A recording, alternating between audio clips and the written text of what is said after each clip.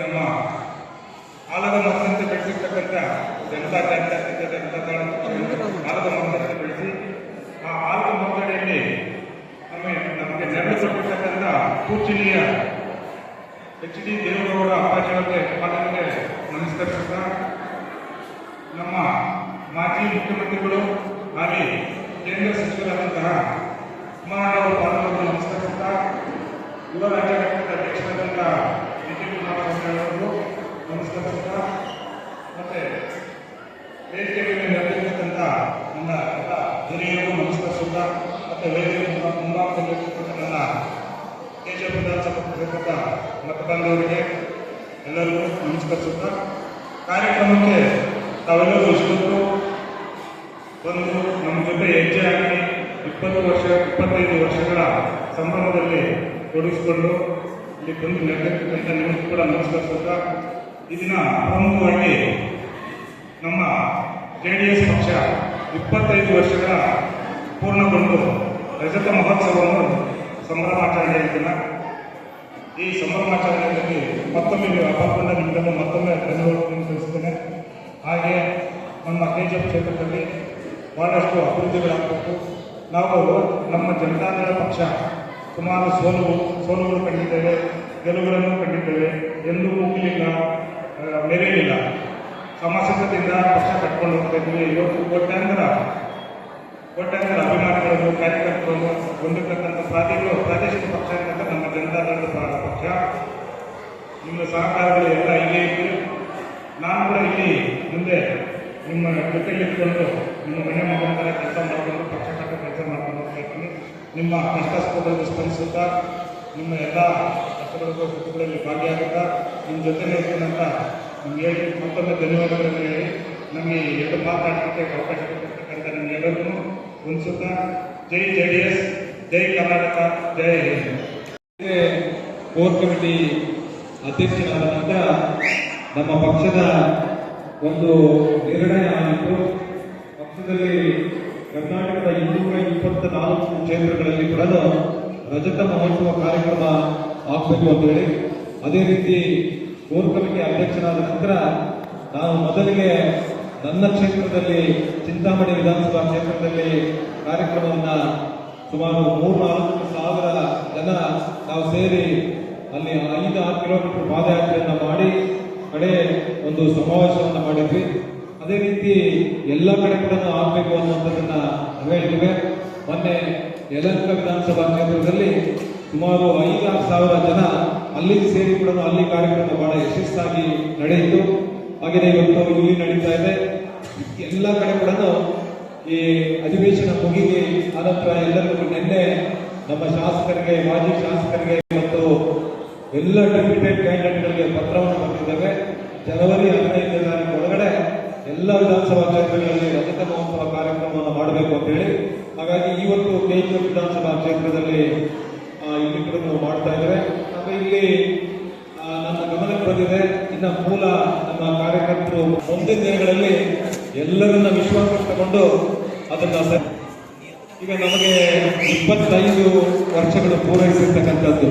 ಯಾಕಂದ್ರೆ ಯಾವುದೇ ಒಂದು ಪಕ್ಷ ಕರ್ನಾಟಕದಲ್ಲಿ 25 ವರ್ಷಗಳು ಪೂರೈಸಿರ್ತಕ್ಕಂಥ ಯಾವುದಾದ್ರೂ ಪಕ್ಷ ಇದ್ರೆ ಅಂತವರು ಕೂಡ ಕರ್ನಾಟಕ ರಾಜ್ಯದಲ್ಲಿ ಬಹಳ ಹೆಚ್ಚು ಸುಮಾರು 8 ವರ್ಷಗಳ ಕಾಲ ಅವರು ಮುಖ್ಯಮಂತ್ರಿಗಳಾಗಿ ಕಡೆಯಲ್ಲಿ ಬೇರೆ ಬೇರೆ ಸಂದರ್ಭಗಳು ಬಂದಂಥ ಸಂದರ್ಭದಲ್ಲಿ ಅವರು ಬೇರೆ ಪಕ್ಷವನ್ನ ಕಟ್ಟುವಂತ ಕೆಲಸವನ್ನು ಮಾಡಿದ್ರು. ಆದರೆ ಜಾಸ್ತಿ ದಿನ ಅದು ಉಳಿಲಿಲ್ಲ. ಹಾಗೆಯೇ ನಮ್ಮ ಯಡಿಯೂರಪ್ಪನವರು ಕೂಡ ಒಂದು ಪಕ್ಷವನ್ನು ಕಟ್ಟಿದ್ರು, ಅಲ್ಲಿ ಕೂಡ ಆಗಲಿಲ್ಲ. ಮತ್ತೆ ಯಡಿಯೂರಪ್ಪ ಉಳಿಯಲಿಲ್ಲ. ಜನಾರ್ದನ್ ರೆಡ್ಡಿಯವರು ಕೂಡ ಒಂದು ಪಕ್ಷವನ್ನು ಸ್ಥಾಪನೆ ಮಾಡಿದ್ರು, ಅಲ್ಲೂ ಕೂಡ ಉಳಿಯಲಿಲ್ಲ. ಶ್ರೀರಾಮುಲು ಅವರು ಕೂಡ ಪಕ್ಷವನ್ನು ಕಟ್ಟಿದ್ರು, ಅದು ಕೂಡ ಜಾಸ್ತಿ ದಿವಸ ಉಳಿಯಲಿಲ್ಲ. ಅಂದ್ರೆ ಸಂದರ್ಭಗಳಲ್ಲಿ ವಿಲೀನ ಆಗಿದೆ, ಕೆಲವು ಸಂದರ್ಭಗಳಲ್ಲಿ ವಿಸರ್ಜನೆ ಆಗಿದೆ.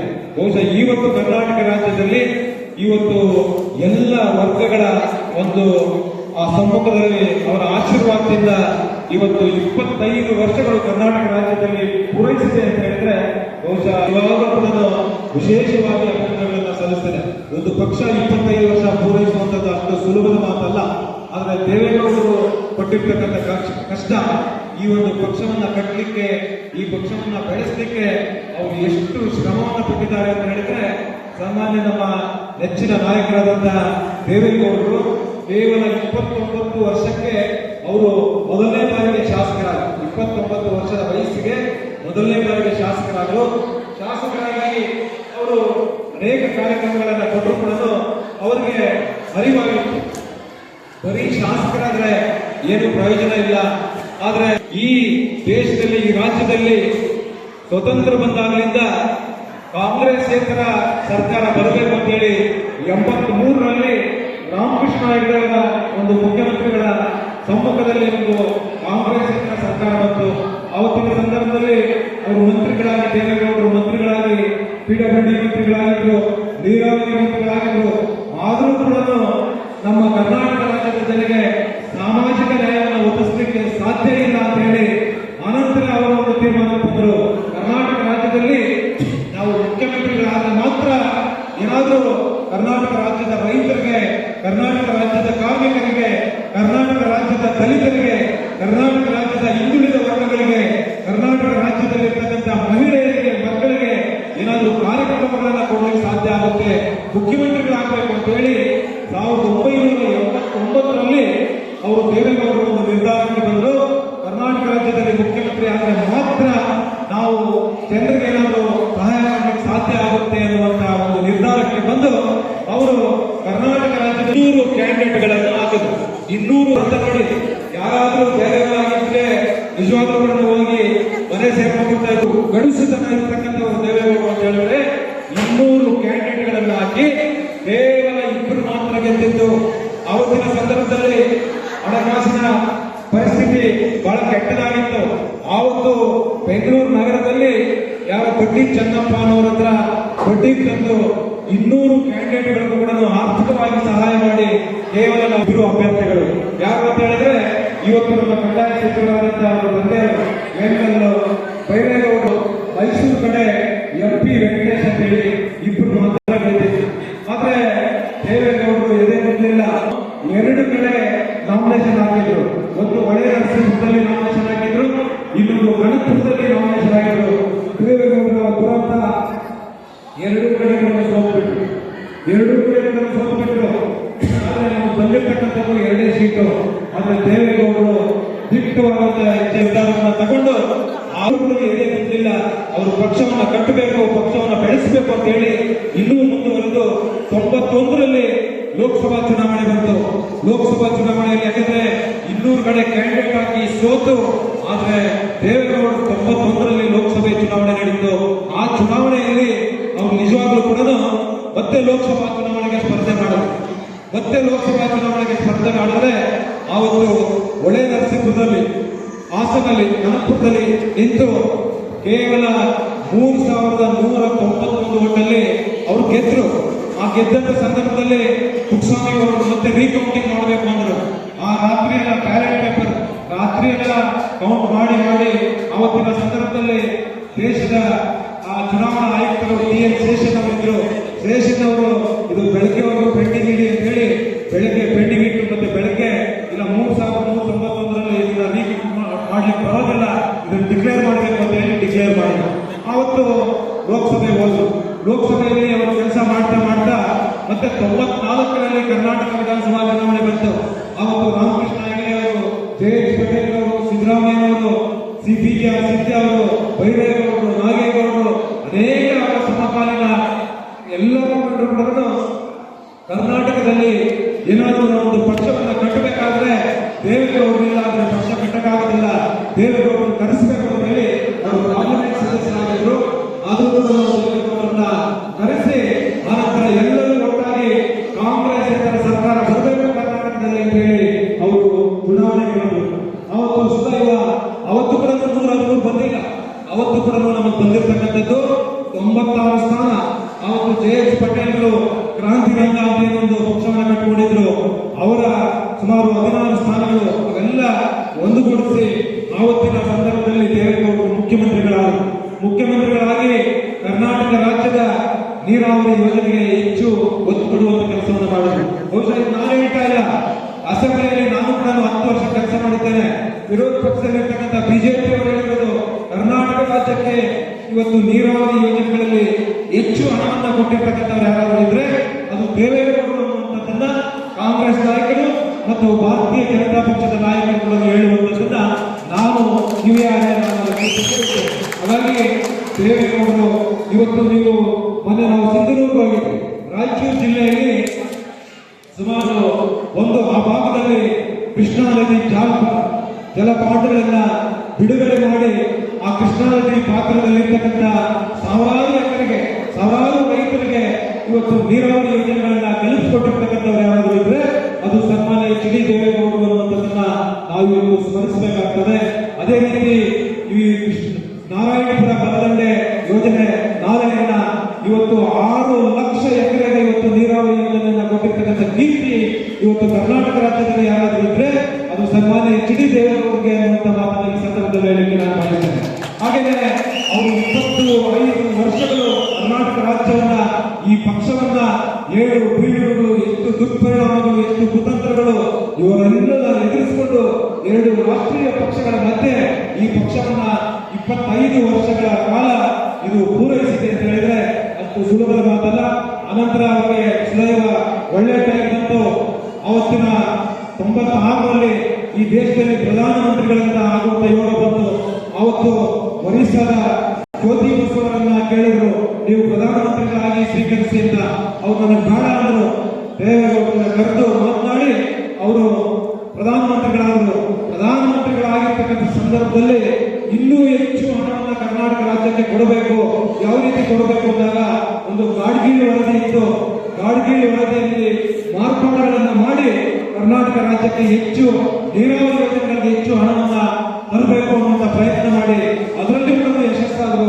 ಅದರಿಂದ ಬಹಳಷ್ಟು ನೀರಾವರಿ ಯೋಜನೆಗಳಿಗೆ ಕಾಯಕಲ್ಪವನ್ನು ಕೊಟ್ಟಿರ್ತಕ್ಕಂಥವರು ದೇವೇಗೌಡರು ಅನ್ನುವಂಥದ್ದನ್ನ ನಾವು ನೆನೆಸ್ಕೊಳ್ಬೇಕಾಗಿದೆ.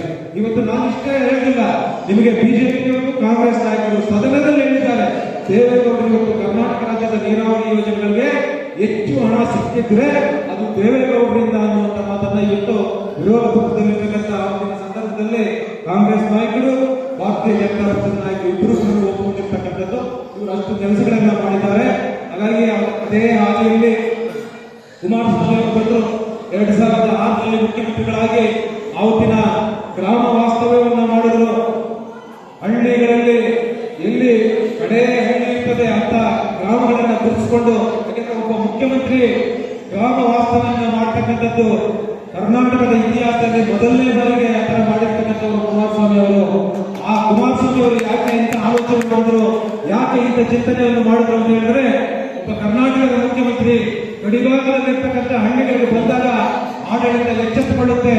ಆಡಳಿತ ಎಚ್ಚೆತ್ತುಕೊಂಡು ಆ ಗಡಿಭಾಗದಲ್ಲಿರ್ತಕ್ಕಂಥ ಗ್ರಾಮದಲ್ಲಿರ್ತಕ್ಕಂಥ ಯಾರು ನಿವಾಸಿಗಳಿರ್ತಾರೆ ಅವರು ಏನು ಸೌಲಭ್ಯಗಳನ್ನು ಕೊಡಬೇಕು, ಒಬ್ಬ ಮುಖ್ಯಮಂತ್ರಿ ಅಲ್ಲಿ ಬಂದ್ರೆ ಎಲ್ಲವೂ ಸರಿ ಆಗಬಹುದು ಅನ್ನುವಂಥ ದೃಷ್ಟಿಯಿಂದ ದೂರಾಲೋಚನೆಯನ್ನು ಇಟ್ಕೊಂಡು ಬಹುಶಃ ಕುಮಾರಸ್ವಾಮಿ ಅವರು ಅಂತದನ್ನ ಪರಿಚಯಿಸಿದ್ರು.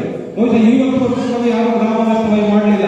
ಮತ್ತು ಹಳ್ಳಿಗಳಿಗೆ ಹೋಗಿರ್ತಕ್ಕಂಥ ಸಂದರ್ಭದಲ್ಲಿ ಹಳ್ಳಿಗಳು ಕಣ್ಣೀರು ಹಾಕ್ತಾ ಇದ್ರು, ಮಹಿಳೆಯರು ಕಣ್ಣೀರು ಹಾಕ್ತಾ ಇದ್ರು.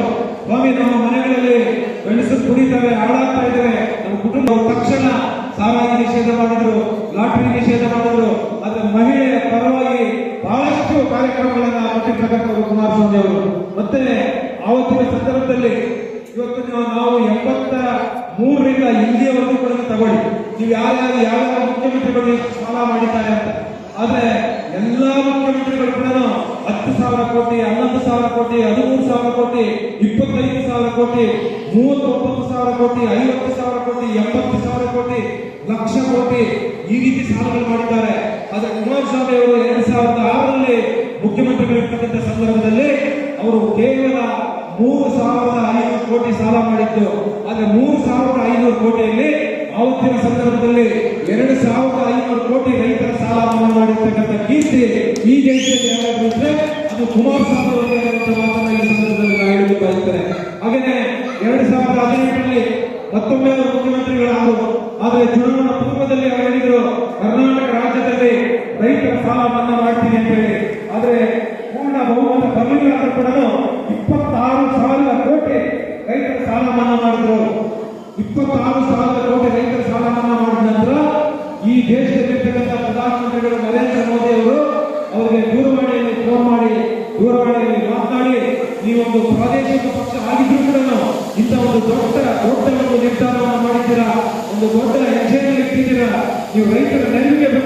ಹೇಳಿ ಶ್ಲಾಘನೆಯನ್ನು ವ್ಯಕ್ತಪಡಿಸಿದರು ನರೇಂದ್ರ ಮೋದಿಯವರು.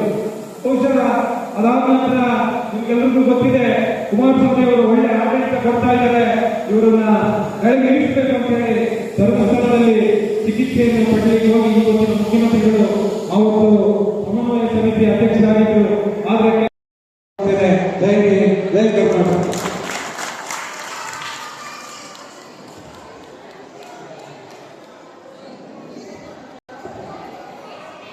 ಮುನ್ನದಲ್ಲಿ ಈಗ ಉತ್ತರಗನ್ನಡಕ್ಕೆ ನಿಜವಾಗ್ಲೂ ದೂರ chapati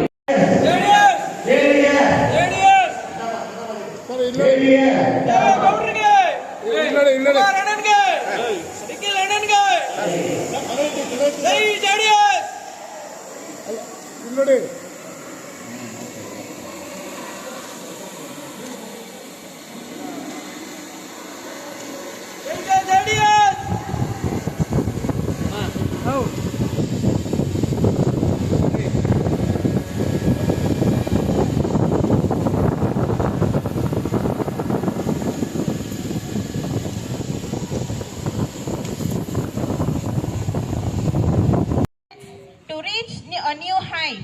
Sports teach discipline, respect, friendship, leadership, resilience, teamwork, and overcoming adversity. It is a crucial part of a student's growth and development. The good school not only aims to improve a student's physical ability. Give a round of applause, dear parents. And academic coordinator.